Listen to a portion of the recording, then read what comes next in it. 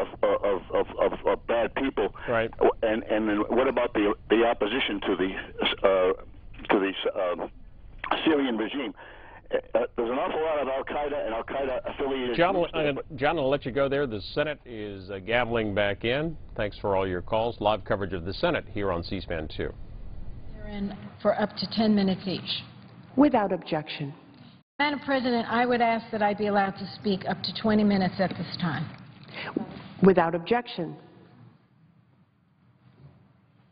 Could you guys take it? Madam President, today there are hopeful signs that the international community will act to secure Syria's chemical weapons, which have caused so much pain and so much suffering, including the suffering of little infants and children. A peaceful resolution to the Assad regime's use of these lethal, outlawed weapons would certainly be the best outcome. And I commend President Obama's resolve, without which we wouldn't be looking at a potential diplomatic solution. I want to lay out for the record why we must act in response to the use of chemical weapons. And yes, of course, I prefer it to be done through the international community, but I want to be clear. There are certain norms, there are certain rules, there are certain laws that must be respected and obeyed. Otherwise, we lose our humanity. And this is an example. Now, famous leaders throughout history have called war various things. They've called war a contagion. They've called war hell. They've called war a scourge, murder, a crime, despicable.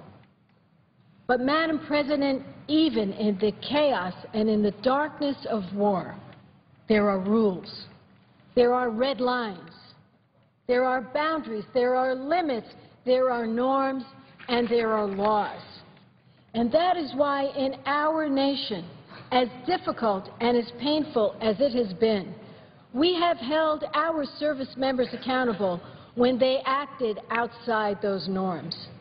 We did it just last month with the conviction of a soldier for war crimes committed in Afghanistan.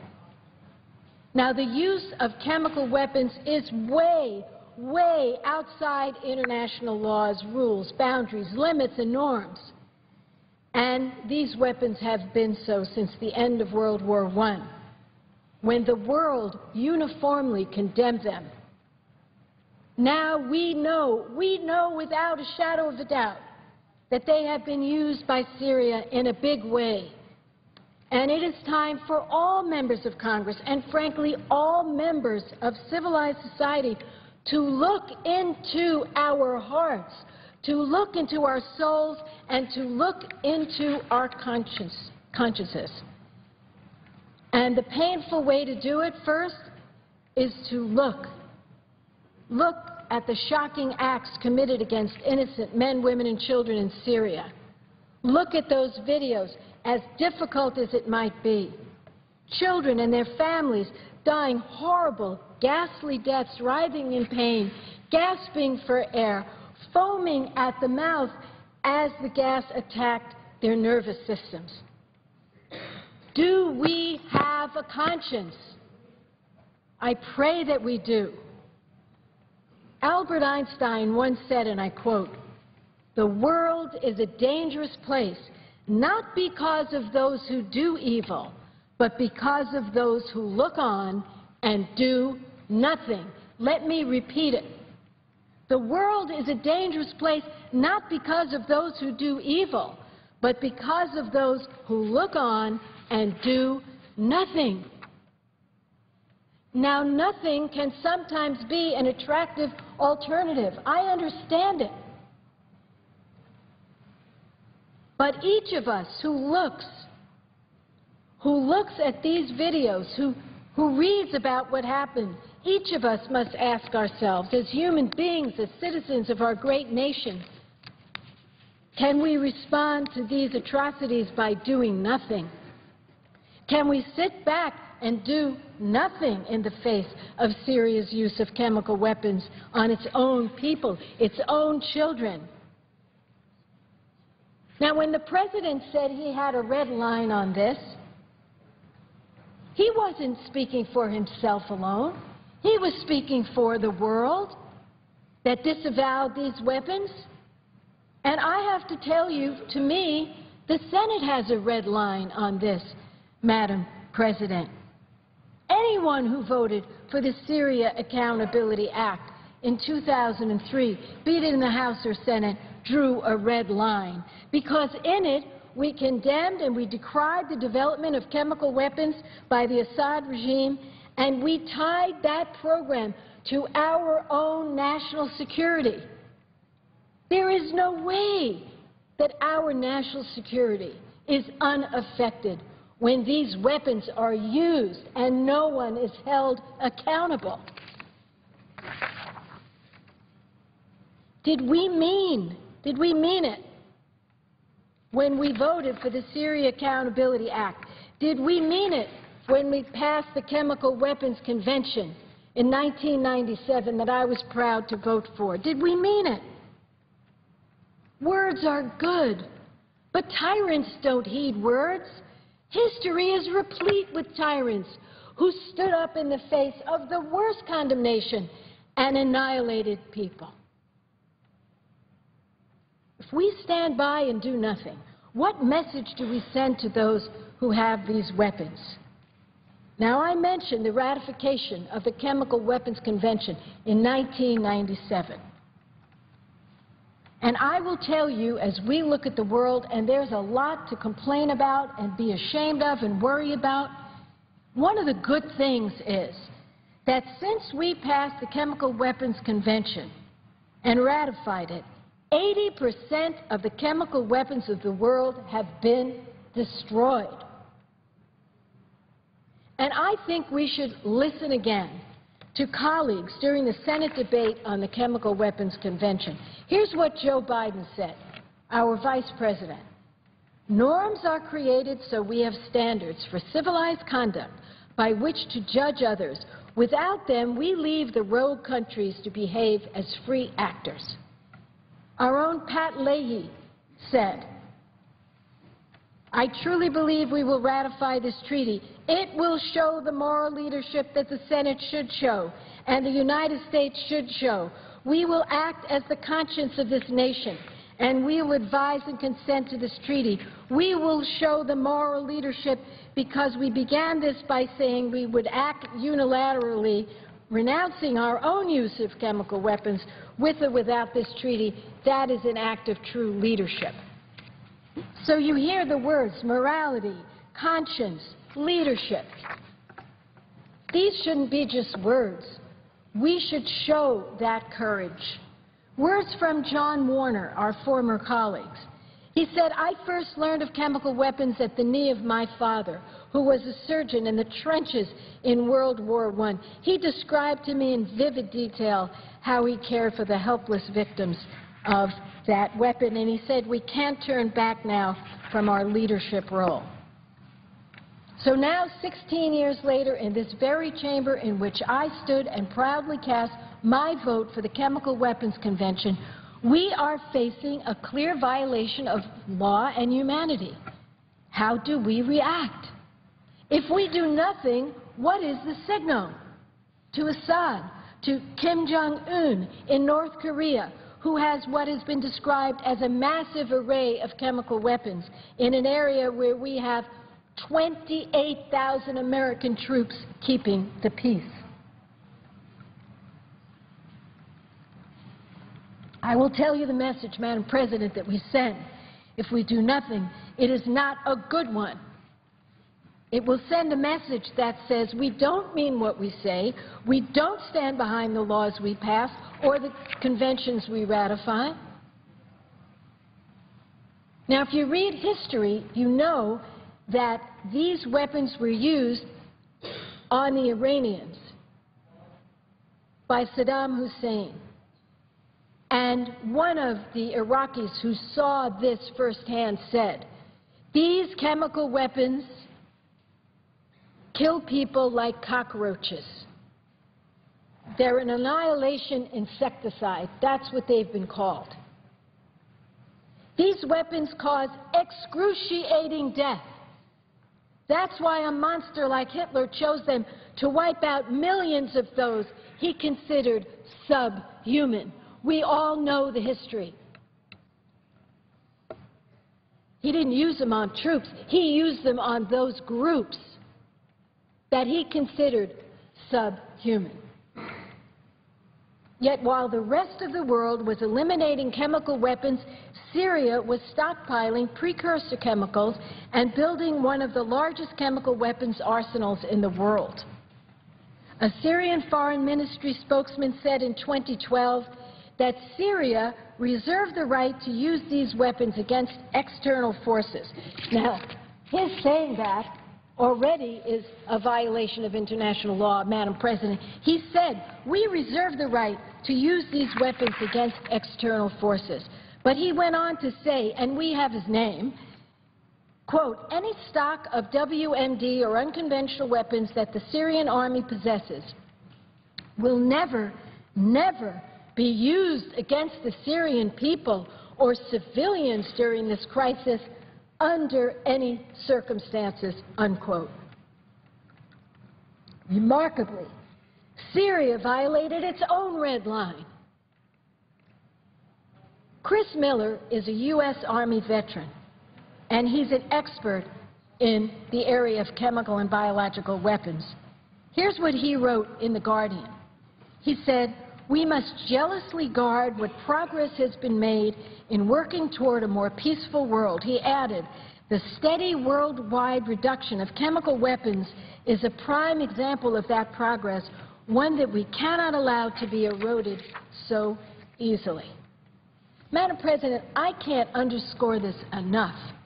In a world full of challenges and disappointments, and for people like you and I who believe so much that we can have a peaceful world, this is one of the few areas we can point to where 80% of the world's arsenal of chemical weapons have been destroyed. If we turn our back on this tyrant and on this use, clearly the chemical weapons will go right back into production. There will be a market in chemical weapons, and we know what will happen when they get into certain hands. We should not ignore history, or we are doomed to repeat it. A British soldier and poet, Wilfred Owen, wrote this in an effort to depict the horrors of chemical warfare in World War I. This is what he said, quote, if you could hear at every jolt the blood come gargling from the froth-corrupted lungs. He saw it firsthand in World War I, where 90,000 troops were killed by these heinous weapons, including 6,000 French, British, and Canadian and Belgian troops. They were killed by German forces just in one battle alone. Nations flocked to sign the Geneva Protocols after World War I. Syria joined them. And now more than 1,000 Syrian civilians lay dead due to Assad's decision to bring back these horrors. How will we react? Our former colleague and respected national security leader, Dick Lugar, says chemical weapons, and I quote, may be the greatest threat to our country of any security risk that we have, much more than any other government, for example, or any other nation, because these weapons can be used by terrorists by very small groups. Dick Lugar, who played such a great role in securing nuclear weapons after the Cold War. Dick Lugar, who understands what could happen if we turn our back now. So I respectfully ask my colleagues, don't look away, don't rationalize inaction. We cannot stay silent. If we fail to act in the face of such a brazen violation of international norms, in the face of an assault on conscience, then these laws outlawing these weapons become meaningless, and we put the security of all of us at risk. If we fail to act, we make it more likely that these weapons will be used again in Syria and elsewhere. If we fail to act, we send a terrible message to brutal regimes like North Korea and Iran, which are seeking to develop nuclear weapons. And in the case of North Korea, they have what has been described by Secretary Hagel. They have a massive amount of chemical weapons. If we fail to act, we make it more likely that these horrific weapons could be used against our allies like Israel and our troops. That's for sure. If we fail to act, we make it more likely that chemical weapons will fall into the hands of terrorists and others who do us harm. If we fail to act, we send a message that the civilized world will permit the use of these ghastly and inhumane weapons, and not just on the battlefield, but against children and families sleeping in their beds. I ask my colleagues and the American people, do not look away. It's easier to look away. We had a chance to see some of the films, Madam President, as you know, during our meeting, our luncheon meeting. We can't sit by and do nothing in the face of such horror. We can't. So here's the thing. We have a chance now.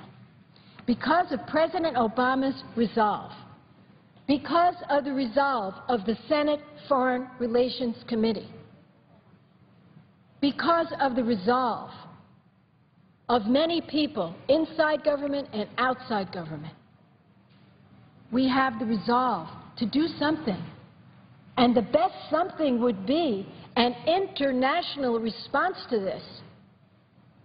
And I'm proud of our President for making sure that this alternative was in Vladimir Putin's mind when they met. And I'm glad that Secretary Kerry said, look, there's an alternative. Let them hand over their weapons. Let's dismantle them and do it right and verify it and hold them accountable, and we get past this. That is the route I believe we all want to see happen. We want to see the world stand up against this inhumanity, but let's not be naive about it. When you're dealing with tyrants, you have to enforce that kind of a plan. And so I am hopeful today, but not sanguine, but I am hopeful that the United Nations will take this as an opportunity to stand firm, to say that the outlawing of chemical weapons meant something in reality, not just on paper, but in reality. And when we said people shouldn't die like cockroaches, we meant it. And so I'm hopeful that we will have a small pause here, and we will give diplomacy a chance to work between the nations. And I praise our leadership in the Obama administration and France's leadership and the leadership of the British.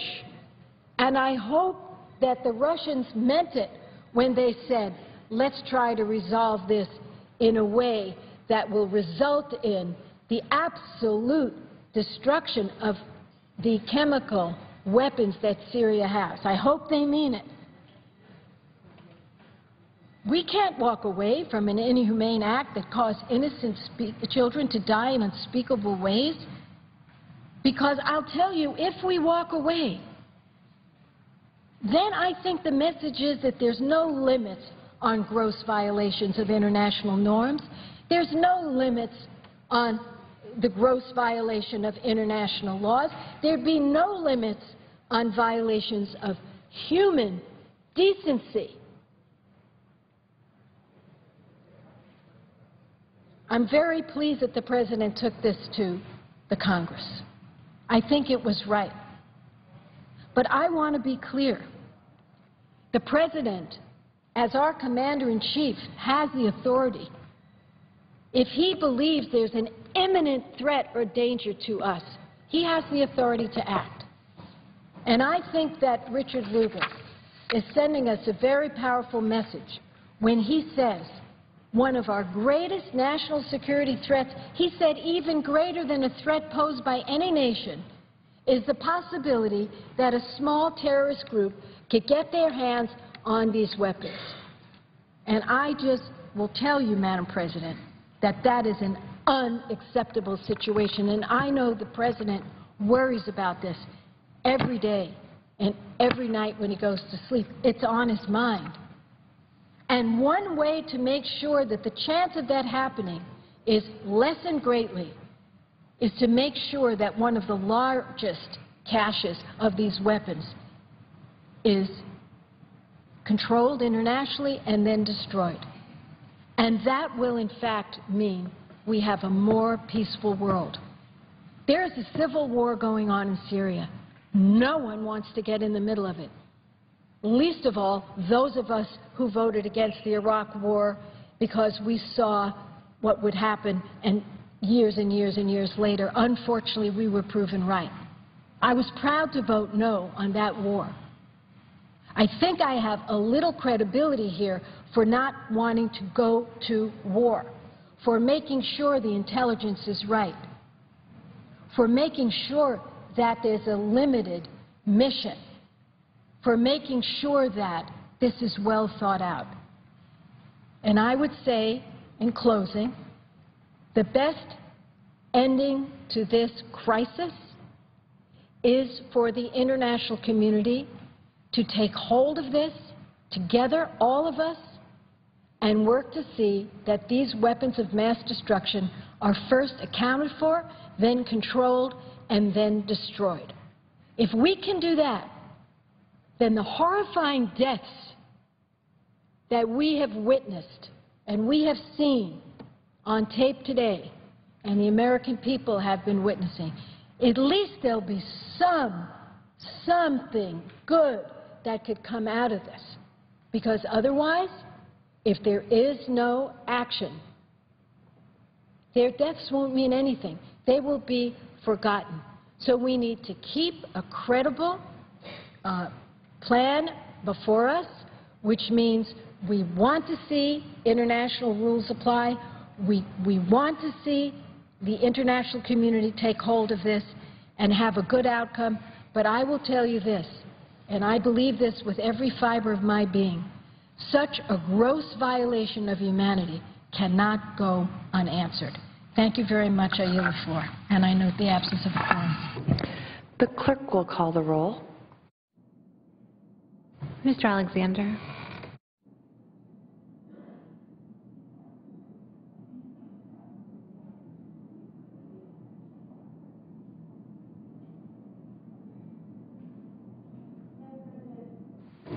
The senator from California. I ask the quorum call be dispensed with, and I ask Without objection. that the time during all the quorum calls be charged equally to both sides.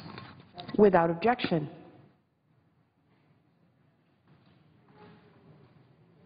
The clerk will call the roll. Mr. Alexander.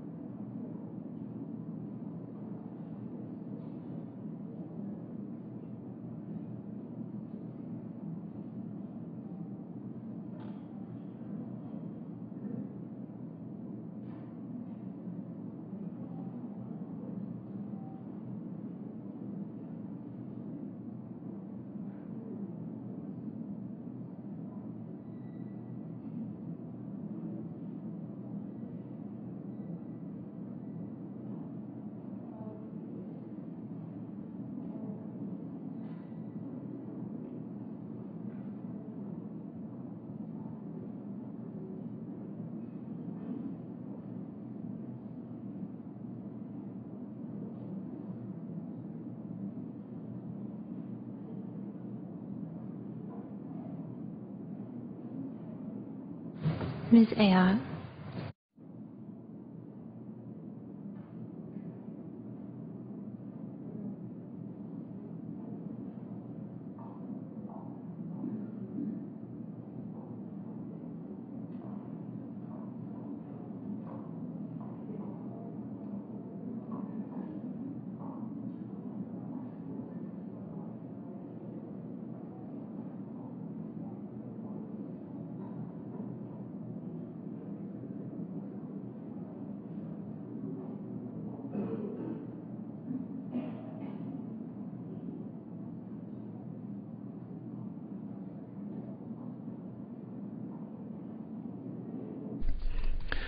A quorum call continues on the floor of the Senate this afternoon as senators have been talking about the situation in Syria and possible military action on that nation for chemical weapons attacks that happened on August 21st.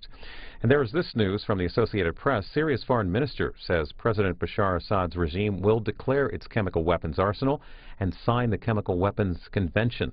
The foreign minister also says Syria is ready to cooperate fully to implement a Russian proposal to put its chemical weapons arsenal under international control, and it will stop producing chemical weapons. He adds that Syria will also place chemical weapons locations in the hands of representatives of Russia, other countries, and the United Nations. And he spoke today exclusively on Al Mayadeen TV.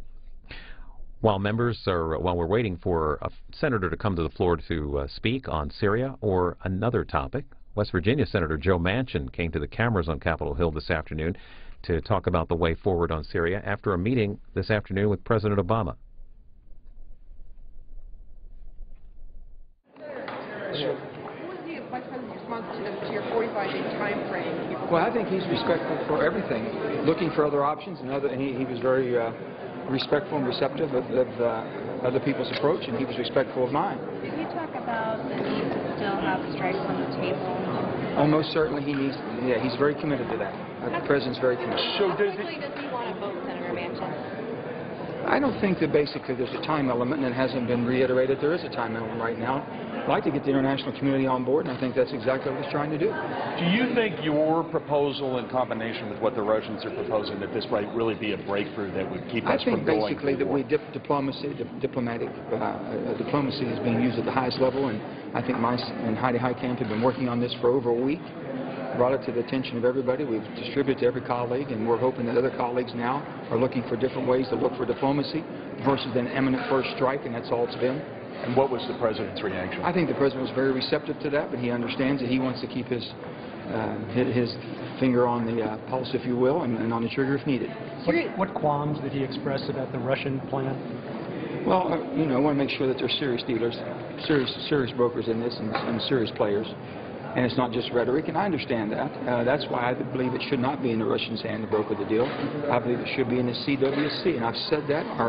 Ours is very clear, and it gives him the authority at the end. In 45 days, it basically acknowledges the war powers that he has, the War Powers Act that he can rely on, and do what he thinks in the best interest of our country. So it would authorize force, because Senator Levin said he wasn't sure if yours would actually... It does. Here's it's very clear what ours does. It says at the end, and let me get right to it. It says very clearly here that at the end of 45 days, it says, if the government of Syria does not sign and comply with the convention within 45 days after the date of the enactment of this resolution, all elements of national power will be considered by the United States government. He has a right to consider everything and every force that he needs. So it wouldn't necessarily require another vote? It doesn't require another vote. Basically, the War Powers Act are being confirmed, and we believe that that's constitutional and lawful. So Syria has never signed the actual chemical weapons ban act. In 1925 they did. But Geneva Convention, not the 1993 conventions. Yeah. But do you think, though, that this will actually cause more... Well, they said they're going to accept it, and if it's along those lines, they will.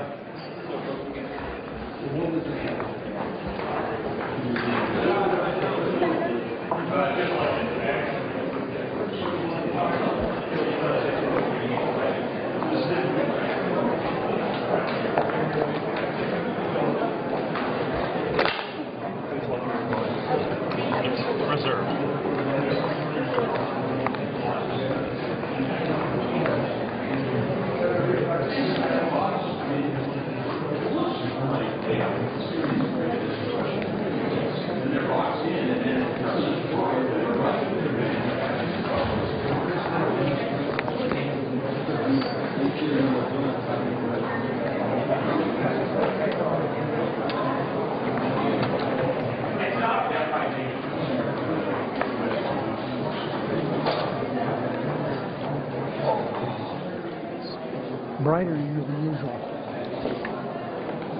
Okay, what's that? I hope so.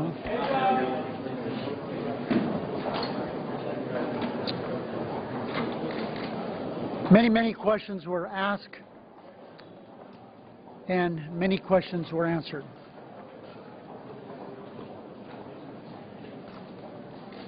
Prior to the President starting the discussion we had in the caucus, I showed the 12 or 13-minute video of what took place in that suburb of Damascus, where little boys and girls dressed in their play T-shirts were writhing in pain, retching, and dying. You know, these poisons kill little kids quicker than they do people that aren't so young. I think it was the right setting to start the discussion we had with the President. What took place on August 21st is a revulsion. I told the caucus that I was sorry we had to do this when we were having lunch, because a lot of appetites were certainly stymied as a result of watching this. The goal of our actions has been to limit or take away from Assad his ability to use these chemical weapons.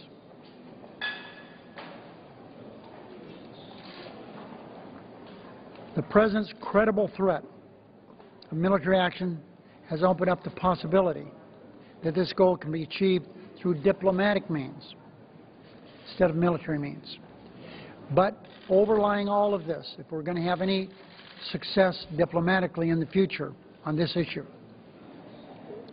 we have to make sure that the credible threat of military action remains.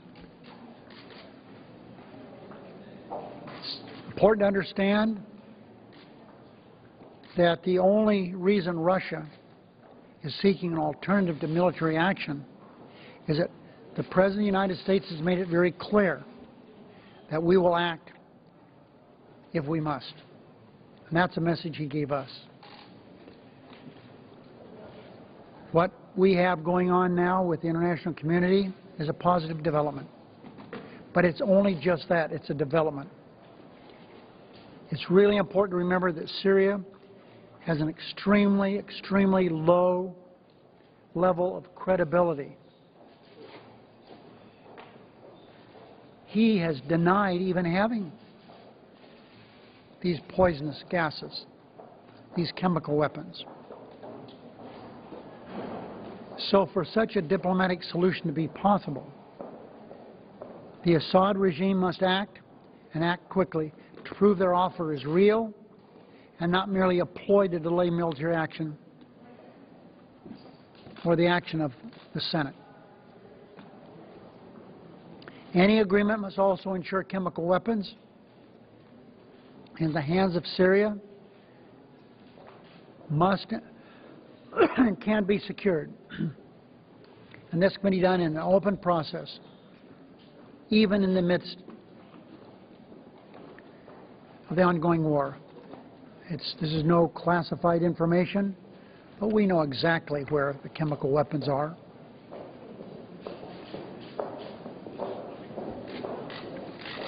Any agreement must ensure that Syria is unable to transfer this poison to the hands of terrorists.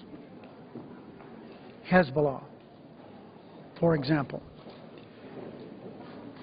Such intent would be met with a rapid response from this government. And it would be a robust response. I'm glad the administration is considering looking closely at what is taking place in the international community, Russia, Syria, France is involved. For Russia, I hope this will mark a change away from confrontation and towards constructive engagement.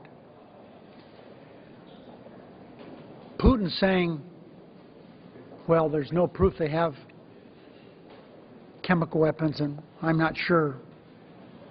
In fact, he said he didn't believe there had been a chemical attack. That might sell on state-run TV in Russia, but no place else.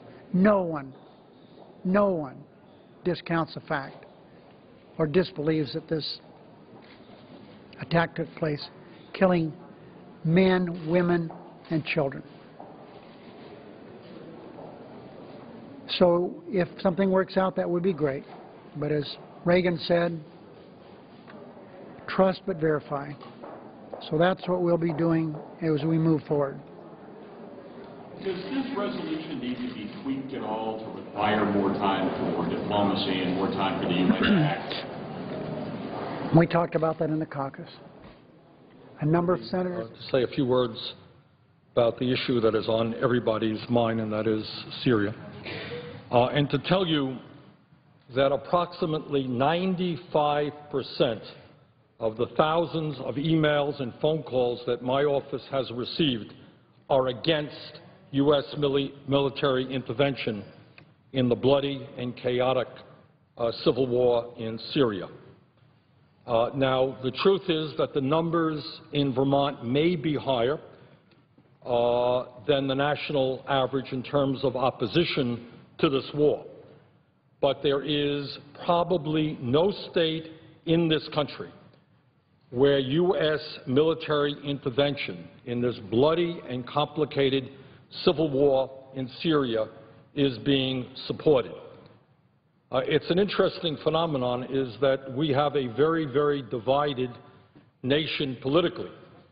But on this issue, it appears that the vast majority of Democrats, Republicans, Independents, the vast majority of progressives, and I am a progressive, conservatives, moderates, have all come together to express deep concern about the United States being involved in the third military intervention in the Middle East in 12 years.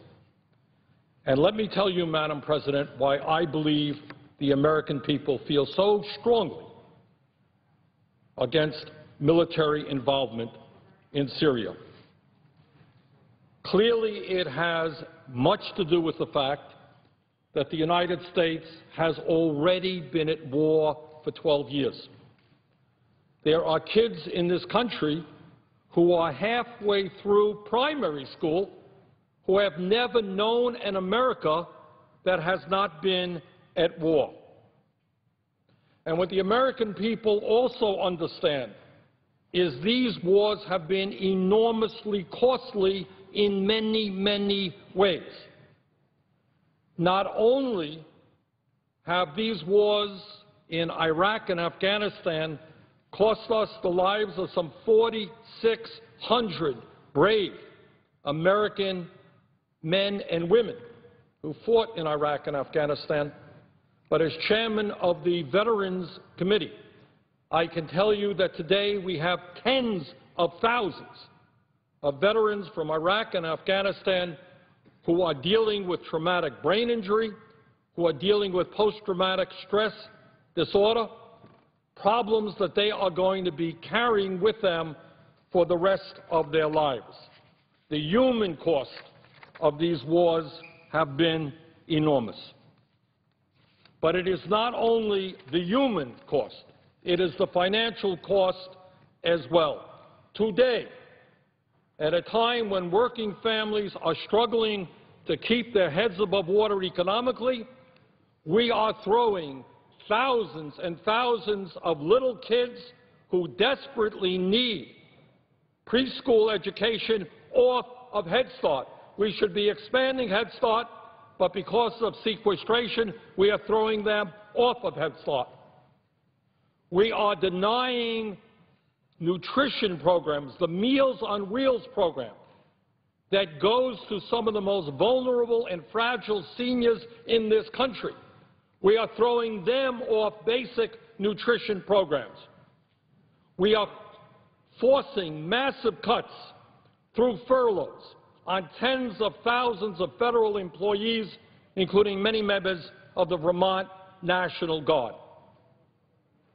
At the end of the day, by the time we take care of the last service member who served in Iraq and Afghanistan, those wars will have cost us at least $3 trillion. But it is not only the human cost of these wars that trouble the American people. It is not only the financial cost of these wars that trouble the American people.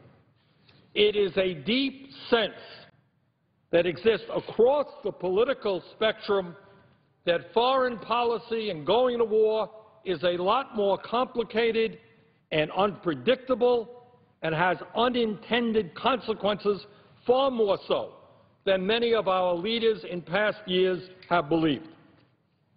Afghanistan is a small country that in 2001 virtually had no army when the United States invaded Afghanistan. No army against the most powerful military force in the history of the world. What's the problem? 12 years later, we are still in Afghanistan.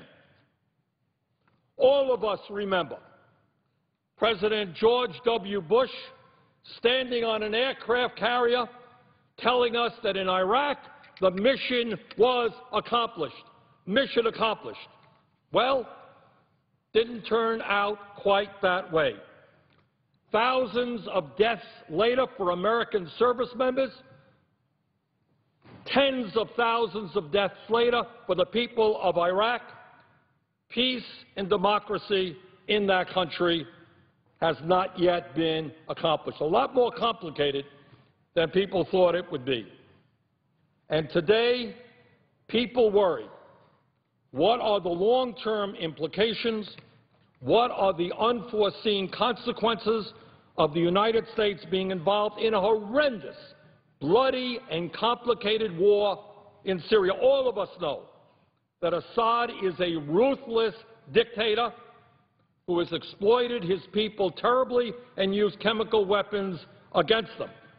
But not every American knows that some 20 to 25% of the opposition to Assad turn out to be Islamic fundamentalists, some of them affiliated with al-Qaeda.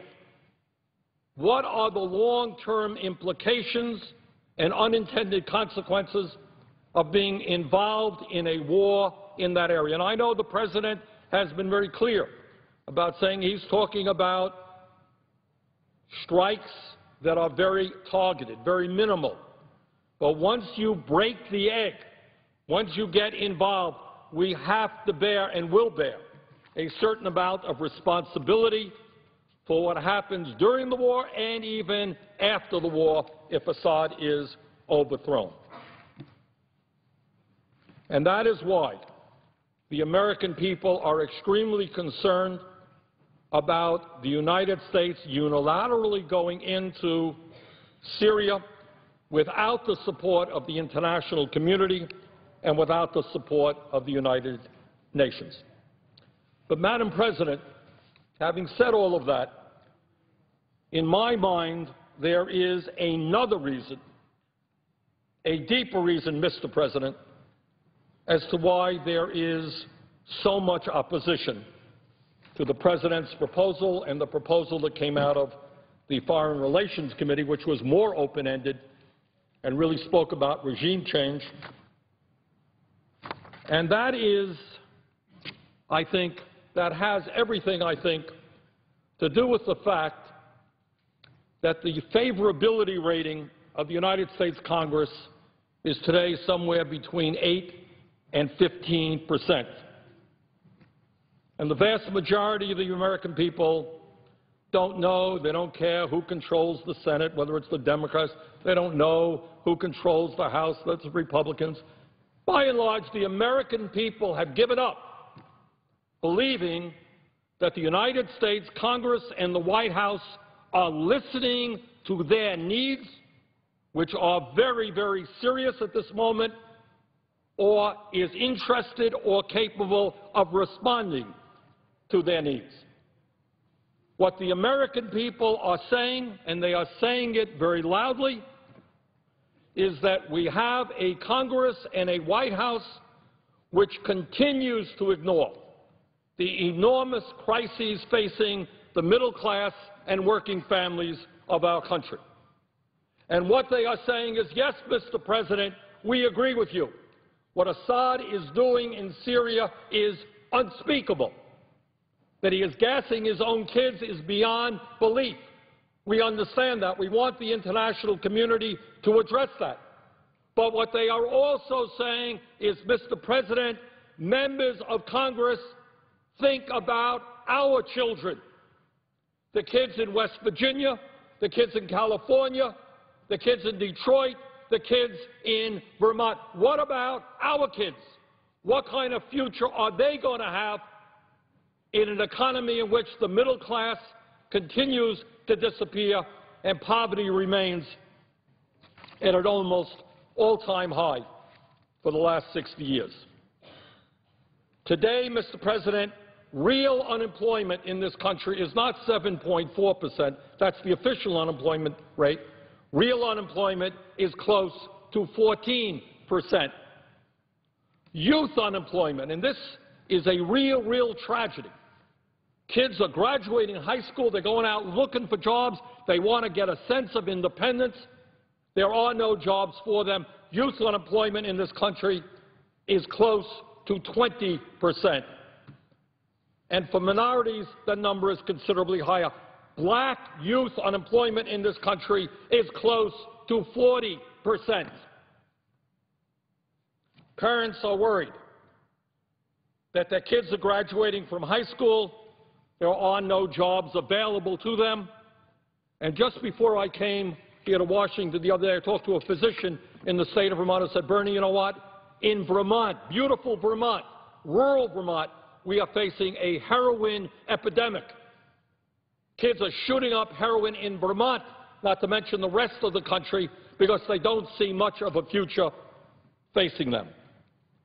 Parents are worried that their kids are graduating college, often deeply in debt, and that either they can't find a job or the jobs that they do obtain often do not really require a college degree. And the fact of the matter is that most of the new jobs being created in this country are either part-time jobs with minimal benefits, and they are often low-wage jobs.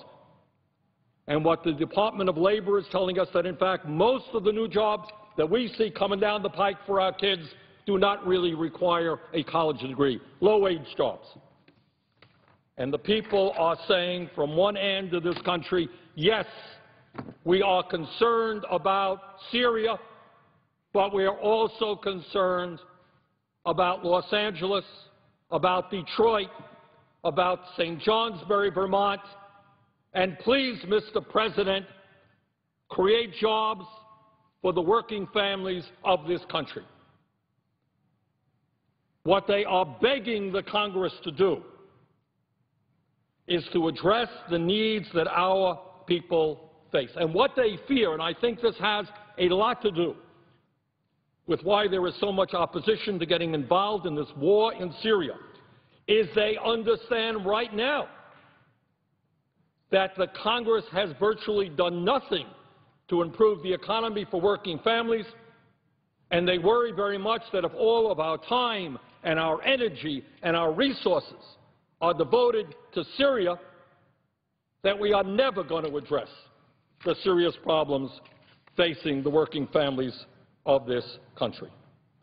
Mr. President, tens of millions of our fellow Americans today are working longer hours for lower wages, and many of them are earning wages that are simply too low to support a family. We have been happy to hear that in Michigan, for example, the automobile industry is doing better. More people are being hired. That's the good news. But you know what the bad news is? the new jobs in the automobile industry are barely more than 50% in pay of what the old jobs were. And all over this country, the new jobs that are being created are not paying what the jobs in this country used to pay. We have millions of people working for a disgracefully low minimum wage of $7.25 an hour. And people are saying, Mr. President, members of Congress, yeah, we're worried about Syria, but why don't you work to make sure that every person who has a job in this country can earn a wage which enables him or her to take care of their family? And the people also understand, the media doesn't pay a lot of attention to it, Congress doesn't pay a lot of attention, but the American people also understand that it's not only high unemployment and low wages, something else is going on in this country. And they know that while the middle class is disappearing and 46 million Americans are living in poverty, they understand that the people on top today, the people whose lobbyists surround this institution, the people who make huge campaign contributions to the political parties, they are doing very well. They're doing extraordinarily well. Corporate profits, all-time high. The people on Wall Street whose greed, recklessness, and illegal behavior caused the worst economic downturn since the Great Depression, well, guess what?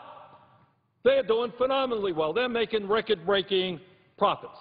Rich are doing well. Corporate America is doing well. They're making all kinds of campaign contributions. And the American people are looking around and they're saying, what are you doing for us?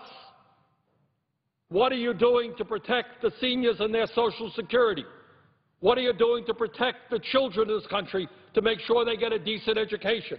What are you doing to make sure that the United States joins the rest of the industrialized world so that all of our people have health care as a right?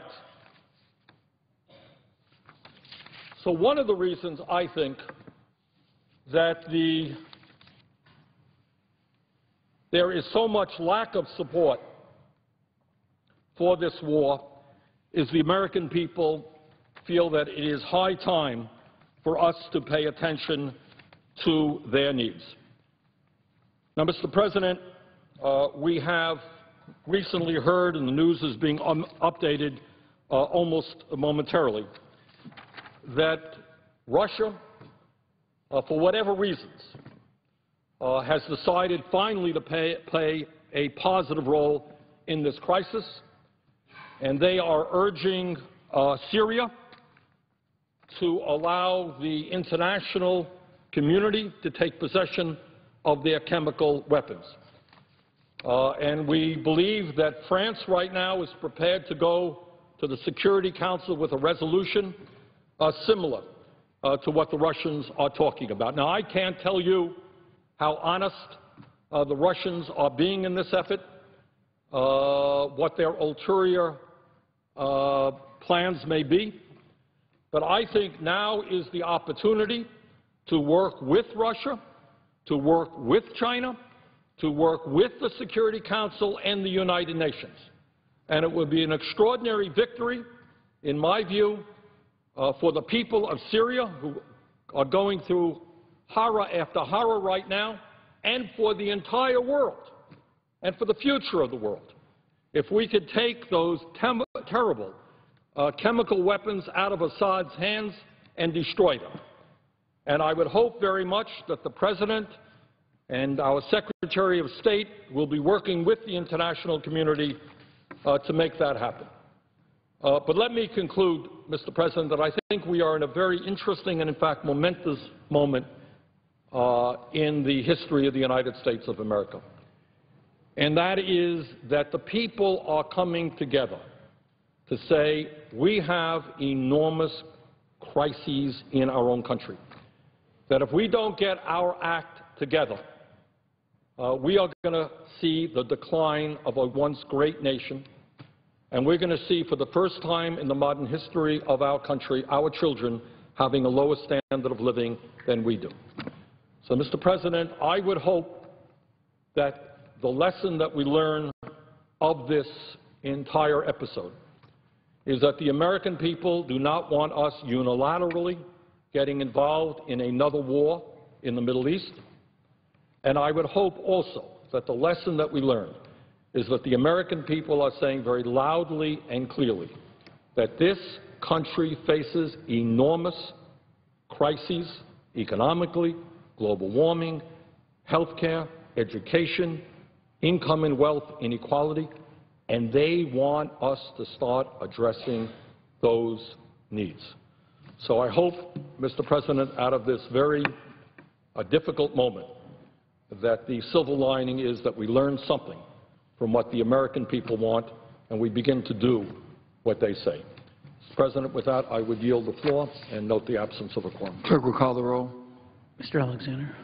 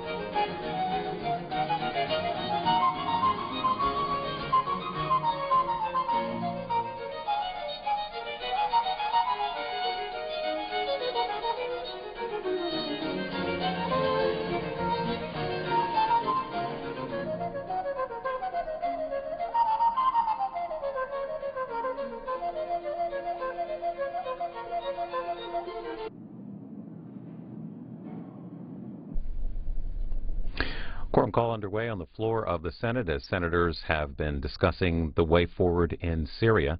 President Obama heard from senators this afternoon as he prepared to address the nation tonight on that issue, and his remarks will begin at 9 Eastern. Live coverage on the C-SPAN networks, followed by your reaction via your phone calls, Facebook, and Twitter. While we wait for further debate on Syria, we'll go live now to Capitol Hill as members of the House and Senate are posthumously awarding the Congressional Gold Medal to the 4 little girls who passed away in a Birmingham church bombing in 1963. The ceremony began just a few minutes ago.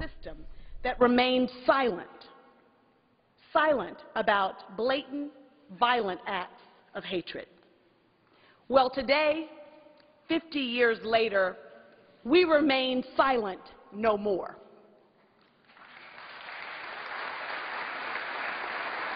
Today, Addie Mae, Denise, Carol, and Cynthia will finally be recognized as agents of change who lost their lives, and it was pivotal in the struggle for equality.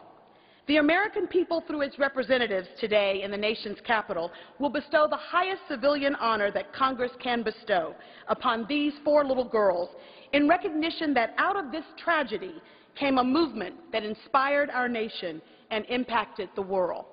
The senseless deaths of the 4 little girls serves as a catalyst for legislative change. 50 years later, we finally honor their life and legacy. Justice delayed, but not denied. God is good.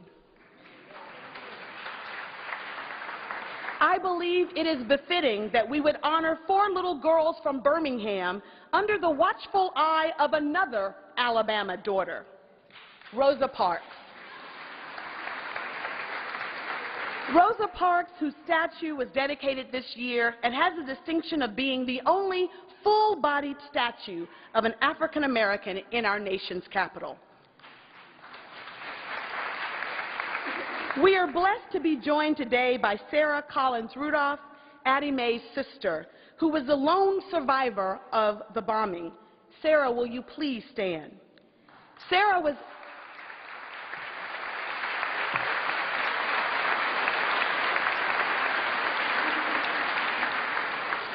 in the ladies' bathroom with the 4 little girls that morning and sustained serious injuries, which she still suffers from today. Sarah represents the great resilience of those who suffered from injustice and who showed extreme courage in the face of incredible adversity. This nation honors you as well today. In the audience, we are also joined by a host of family members representing each of the 4 girls, including Mr. and Mrs. McNair, Denise's parents, who are the only surviving parents of the girls.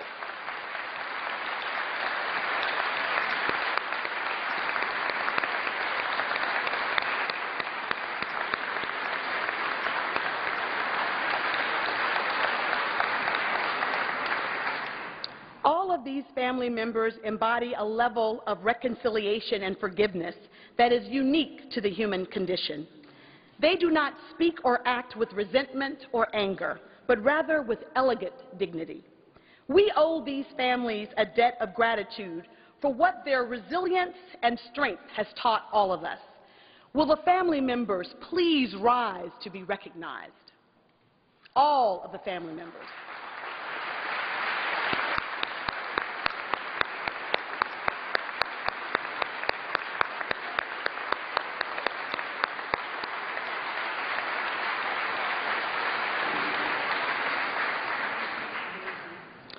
The events of Sunday, September 15, 1963, and the young, innocent lives that were lost that day transformed our nation.